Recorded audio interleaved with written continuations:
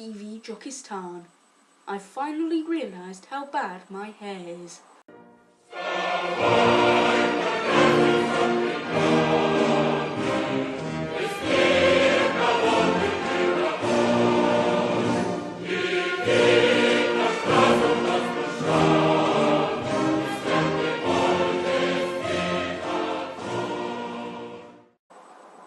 Section 1.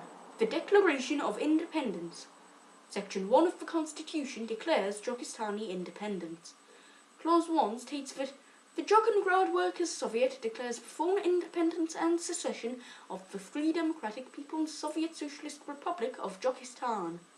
Clause 2 then defines Jokistan's claims as 1 chair and 195.8 square feet area. It goes on to describe the locations of Jokingrad and Redfingrad. Clause 3 defines the ideology in which Jokistan was founded, describing Jokistan as committed to the ideals of the International Socialist Revolution. Section 2. The structure of the Jokistani state. What Section 2 essentially describes is how the Jokistani government works. Section 1 describes the status of Comrade O'Connell Nash as Supreme Leader and Premier for life, and lists his full title.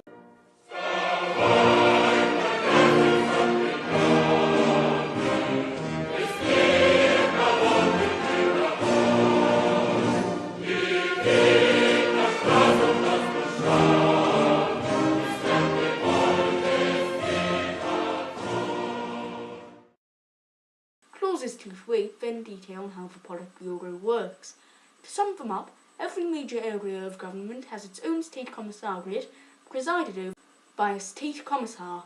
The most important one is the Senior State Commissar, currently Joint Field Marshal Debnam.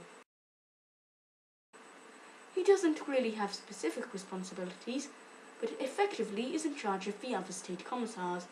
Together, the Commissars, HMVE, the Supreme Leader and Premier for life, and the Field Marshal of the People's Red Guard make up the Politburo. Clauses 8 and 9 then describe how elections to the Jokingrad Soviet will happen every 3 months, and only the JSWPP can put forward candidates. Members of any other parties, Clause 9 goes on to say, are punishable with 3 months in the Gulag. Clauses 10 and 11 say that all industry must be state-owned and controlled. Each industry may be administered by its own sub-state commissariat within the State Commissariat for Industry and Finance. These sub-state commissars have sub-state commissariats, but these people aren't in the Politburo. Their boss is the State Commissar for Industry and Finance. Clause 12 then says that there has to be an official state scribe to write finely calligraphed copies of official documents. The structure of the Jokistani state is best summed up by this handy diagram.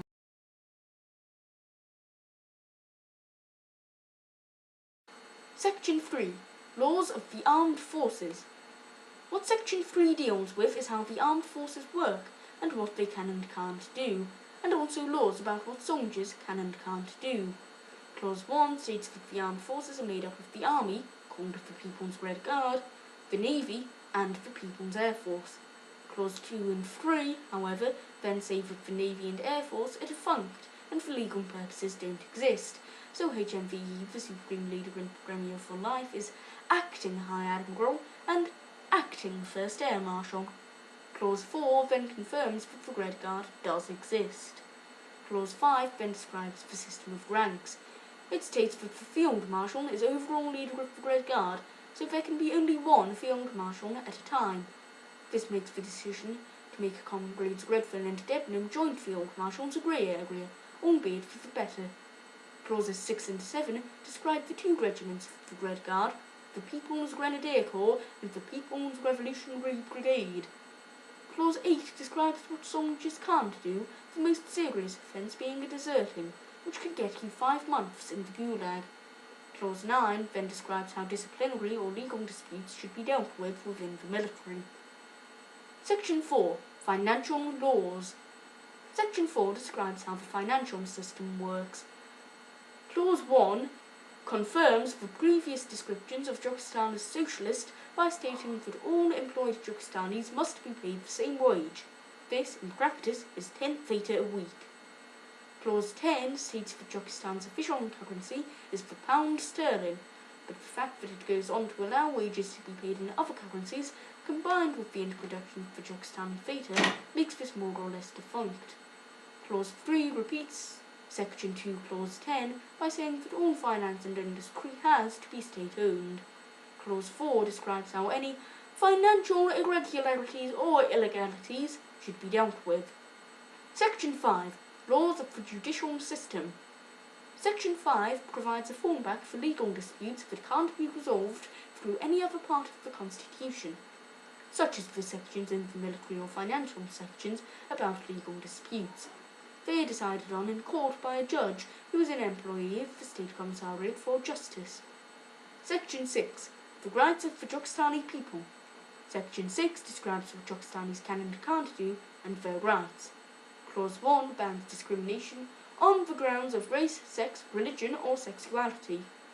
Clause 2 then affirms the right to free speech, provided that it is approved by the State Commissariat for Security. Clause 3 expands on this by making dissidency punished with 1 year in the Gulag.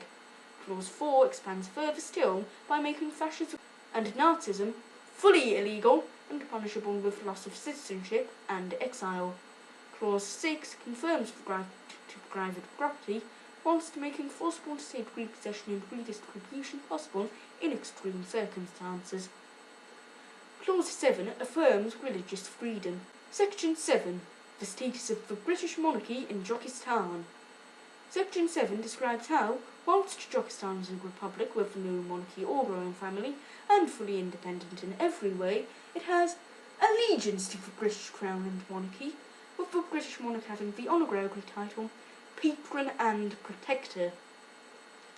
This is, however, largely inconsequential, as allegiance to the British monarchy is not allegiance to Britain. It merely means that Turkmenistan likes the royals.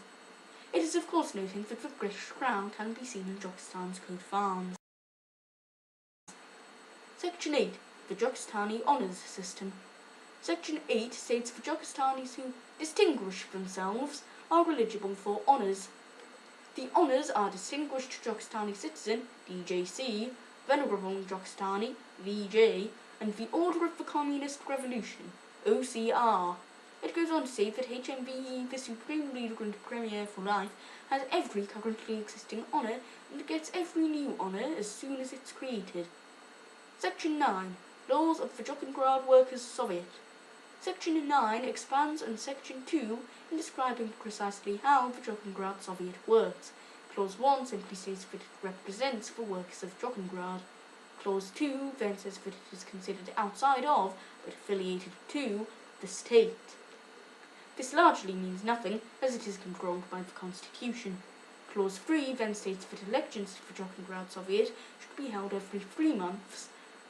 Clause 4 then states that the election process has nothing to do with parties. Those who stand as individuals. Clause 5 then guarantees that all Turkmenistanis have the vote. Clause 6 then says that a majority vote in the Politburo can ban somebody from standing. Clause 7 states that alternate vote is used for elections, with voters making a numbered list of candidates, one being the person they want most. Clause 8 states that the 5 candidates with largest numbers of votes then form the Jugendgrad Soviet. Clause 9 states that the chairman is chosen by the Politburo. Clause 10 confirms Section 2, Clause 8 by stating that the chairman sits in the Politburo. Clause 11 states that the Soviet has no regulatory or legislative power, but this is essentially made meaningless by the next parts of the Constitution. Section 10. The system for changing or creating laws. Section 10 describes how laws are passed. Any member of the Politburo or Soviet may propose a new law or a change to the law. It is then voted on by the Politburo. If the majority vote for it, then it is passed into law. Section 11. The system for amending the Constitution. Section 11 describes how the Constitution can be amended. It's safe to say that this is far harder than passing a law. Clause 1 states that only Politburo members can propose an amendment. Clause 2 then says that if the majority of Politburo members then have to vote for it.